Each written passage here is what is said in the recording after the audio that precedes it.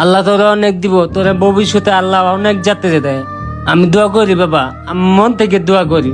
বাবা এখন তুমি তাড়াতাড়ি যাও, ভাইয়ের মাথা মুতা গরম, হিসাব মিলাইতে পারে না। তুমি চালু করে যাও গা, আবার হে যদি দেয় তুমি খাট হইছো তাহলে আর রাগ হইবে। যাও বাবা যাও গা। বাবা তুমি খায়া নিস, দেখে অন্য কাম করিস আর আমি যাই। আচ্ছা বাবা।